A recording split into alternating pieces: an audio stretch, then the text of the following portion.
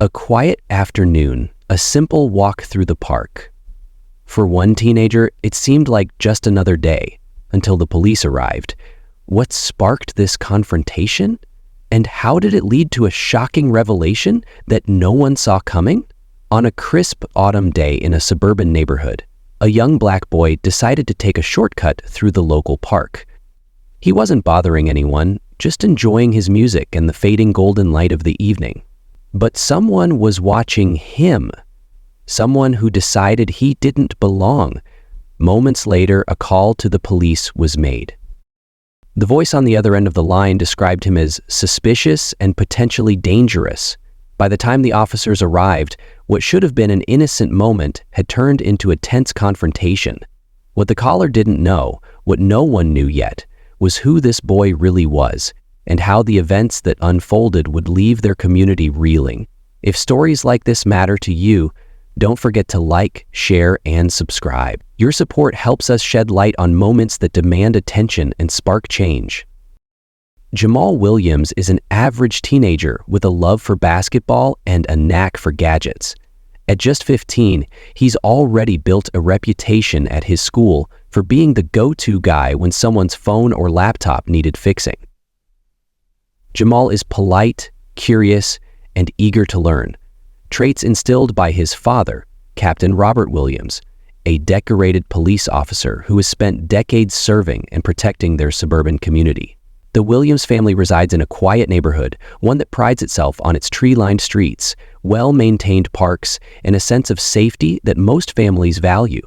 For years, Captain Williams had worked tirelessly to maintain this peace, believing his family lived in a community that saw them for who they were, not the color of their skin.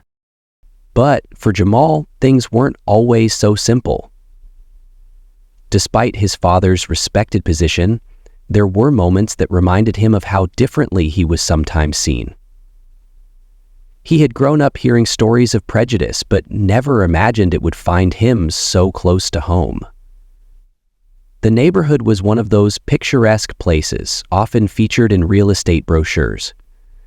A mix of modest homes and largely estates with neatly trimmed lawns and smiling families waving to one another. The local park was a favorite spot for joggers, dog walkers, and children playing on the swings. On most days, it was a place where time seemed to slow, where nothing much ever happened. This sense of calm was precisely why the community valued it. It was their escape from the chaos of the city, just a few miles away. People trusted one another here, or so they thought. On an unusually sunny afternoon, Jamal decided to walk home from a friend's house. He took a new route, one that led him through the neighborhood park. He had his headphones on, lost in his favorite playlist, and stopped to rest on a bench under the shade of an old oak tree. As he scrolled through his phone, he noticed an older woman watching him from her porch across the street. At first, he thought nothing of it. People often looked at him curiously, maybe because he was new to the area, or maybe because he was one of the few black kids in the neighborhood. But Karen Thompson wasn't just watching. To her, Jamal didn't belong there. She thought his presence was suspicious, his demeanor too relaxed for someone who must have had something to hide. She picked up her phone and dialed 911, describing him as a strange young man loitering in the park. Unaware of what was happening, Jamal continued to rest, enjoying the rare peace and quiet of the day. That tranquility would soon shatter. Minutes later, 2 police cruisers pulled up to the park, lights flashing. Jamal looked up, startled. He removed his headphones as 2 officers approached him, their expressions stern. "Can we see some ID?" one of them asked. Jamal, confused, reached into his pocket. "I don't have it on me. I just went for a walk. Is something wrong?" "Right." They began asking more questions, their body language tense. They began asking more questions, where he lived, why he was in the park, and what he was doing there. Jamal's heart raced. He had grown up respecting law enforcement, but this felt different. But he hadn't done anything wrong, yet here he was, being questioned like a criminal. Karen Thompson approached the scene, her arms crossed. "I called you," she said to the officers. "I've never seen him before, and he doesn't look like he lives here." Jamal looked at her, his confusion turning to frustration. "I live a few blocks away," he said, trying to keep his voice calm. "My dad is Captain Williams. You might know him." The officers didn't seem convinced. Without any ID to confirm his story, they continued to press him. Jamal felt the weight of their suspicion, the unspoken accusation hanging in the air. Karen, meanwhile, doubled down. "He's lying," she said. "I know everyone in this neighborhood, and I've never seen him." The situation escalated. Jamal tried to explain, to stay respectful as his father had always taught him, but the officer's tone grew sharper. The peaceful afternoon had turned into a scene he never expected to find himself in. Jamal's mind raced. He thought of everything his father had taught him about staying calm in moments like this. "Always be polite," his dad would say. "Never give them a reason to escalate." So he kept his hands visible, his voice steady. But inside he was terrified. What if they didn't believe him? What if this ended badly? He felt anger bubbling up, not just at Karen or the officers, but at the unfairness of it all. Still, he swallowed that anger. This wasn't the time for it. He focused on his father's voice in his head, repeating the same words. "Stay calm. You'll get through this." Just as the officers were about to detain Jamal, another car pulled up. A sleek, unmarked vehicle. Out stepped Captain Robert Williams, his badge glinting in the sunlight. He walked briskly toward the scene, his face a mix of concern and controlled anger. "What's going on here?" he demanded, his voice firm but calm. The officers froze.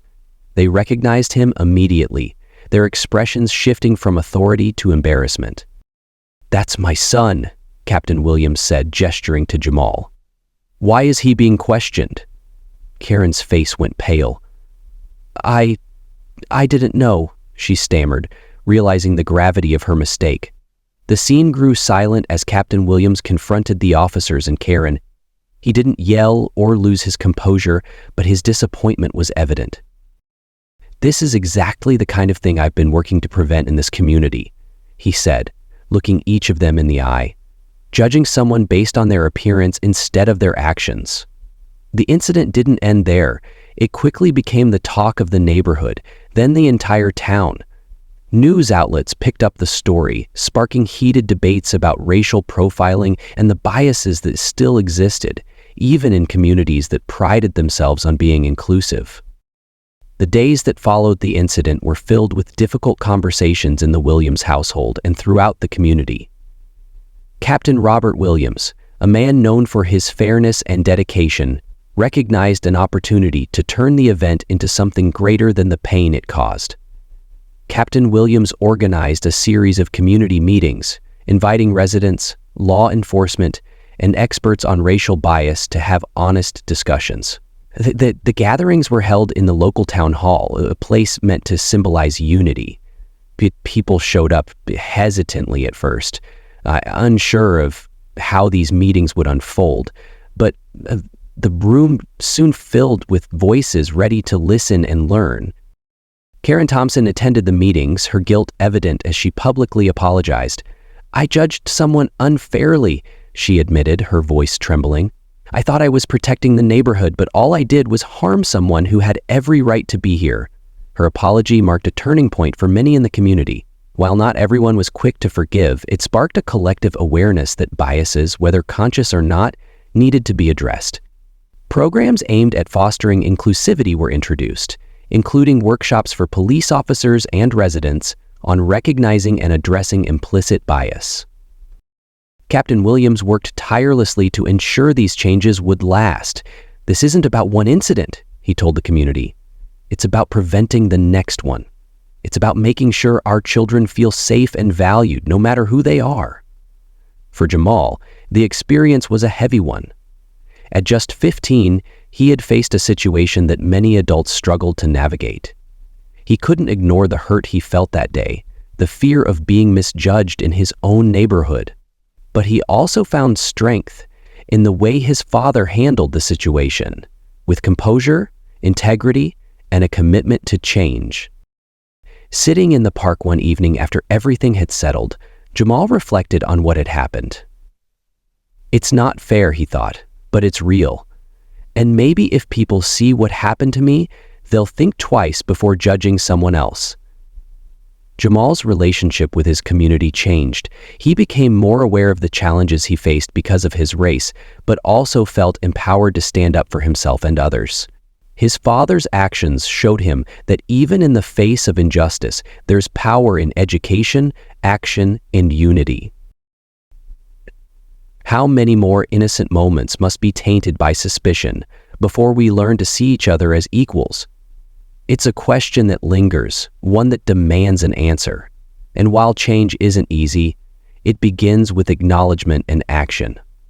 One story, one moment can make a difference. Will we listen? If this story resonated with you, share it. Let it be a reminder of what we still need to confront and change. Subscribe to our channel for more stories that challenge societal norms and push for a world where equality isn't just an ideal, it's a reality.